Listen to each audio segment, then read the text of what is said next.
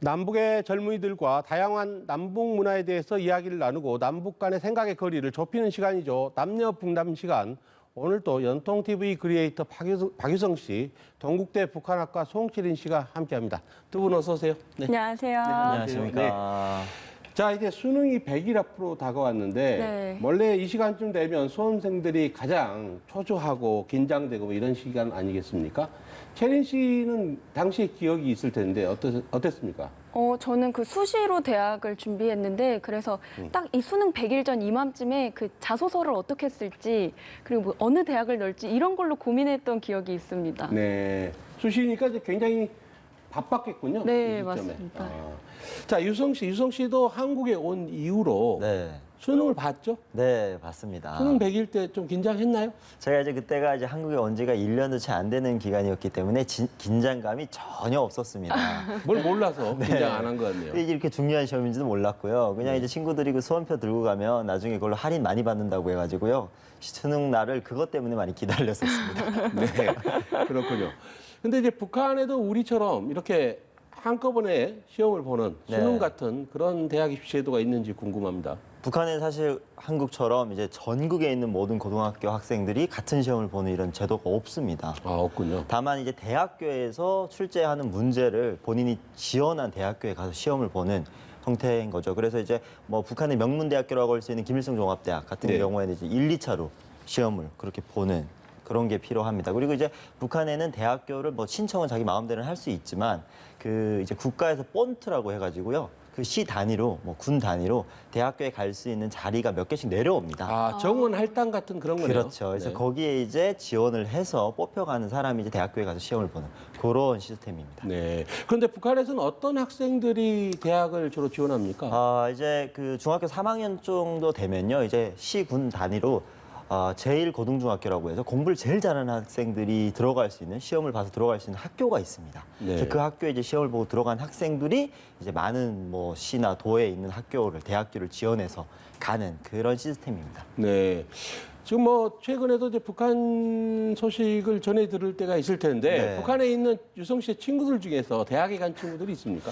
제 친구들은 단 한 명도 대학에 가지 못했더라고요. 네. 이제 한국은 이제 대학 진학률이 80% 정도 되는 걸 저는 알고 있는데 네. 북한에는 뭐 통계적으로 한 17%의 대학 진학률이 굉장히 있습니다. 낮네요. 네, 그래서 1년에 이제 본인이 졸업한 그 해에 이제 대학교를 진학해서 가고 그러다 보니까 뭐 재수, 삼수 이런 게 없습니다. 네. 그리고 이제 군대를 가는 그 비율이 북한에는 많기 때문에 남성들은 다 군대를 가지 않습니까? 그렇기 때문에 군대를 다 가서 중간에 이제 대학 추천을 받아서 이제 대학교를 지원을 해가지고 가는 그런 경우가 많고 그리고 여성들 같은 경우에는 이제 고등학교 졸업하고 대학교를 가는데 이 친구들은 이제 그런 사람들을 뭐 직발생이라고 이제 명칭을 하고요. 그래서 대부분의 그냥 바로 대학교를 가는 비율이 좀 적어요.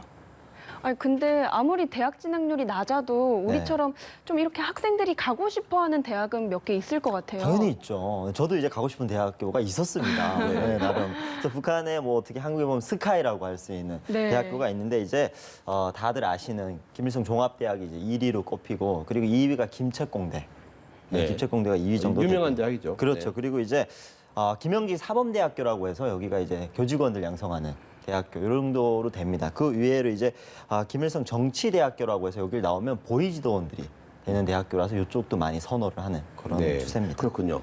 그런데 이제 좋은 대학을 가기 위해서 이 남한에서는 한국에서는 과외를 많이 하는데 혹시 북한에서도 과외합니까? 북한에서 없을 것 같으시죠? 네, 네. 별로 학원 같은 것도 없을 것 같아요. 학원은 이제 없습니다. 이제 공식적으로 네. 학원은 없지만 가정교사들이 있거든요. 어떤 분이 가정교사를 합니까? 이제 북한은 이제 뭐 2000년 초반까지는 러시아어를 이제 굉장히 많이 가르쳐 주다가 이제 영어로 바뀌면서 네. 선생님들, 학교에서 근무하시는 선생님들이 네. 이제 영어를 가르치고 또 이제 2000년 중반 정도 오면서 중국어가 굉장히 붐이었습니다. 네. 그래서 중국어를 굉장히 많이 배웠었고요. 그런 게서 집에서 이제 가해를 해주는 그런 선생님들이 있죠. 네. 근데 과외를 공짜로 해주진 않을 텐데 과외비는 얼마나 됩니까?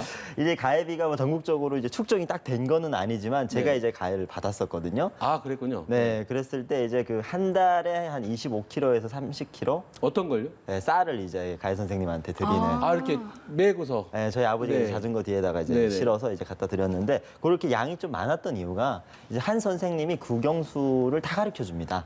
네, 그러다 보니까 요 가해비가 좀 많았고 북한에 이제 그 고등학교를 졸업하면서 공장기업소를 갈 때 그 공부를 잘 못하거나 아니면 출신 성분이 안 좋으면 안 좋은 대학교 이제 공장기업소를 가기 때문에 사람들이 유일하게 좋은 데를 갈 수 있는 데가 바로 악기를 다루는 사람들. 아, 그렇군요. 네, 편안하게 이제 공장기업소를 갈 수 있거든요. 그러다 보니까 선풍금, 이제 아코디언이라고 많이 하는데 네. 그리고 이제 트럼펫, 나팔, 기타 이런 거를 이제 가정교사로 굉장히 많이 가르쳐 주려고 네. 하죠. 네.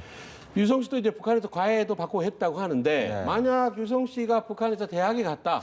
그러면 무슨 과에 진학했을 것 같아요? 과연 제가 이제 북한에 있으면 대학교를 갈 수 있을지라는 생각이 드는데 왜요?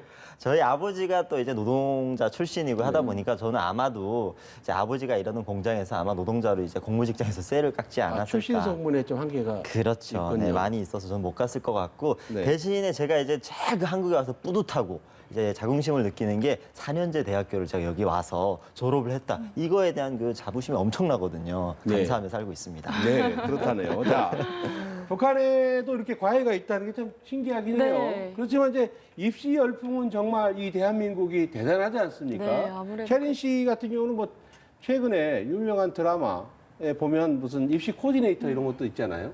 근데 최린 씨도 그런 걸 받아봤어요?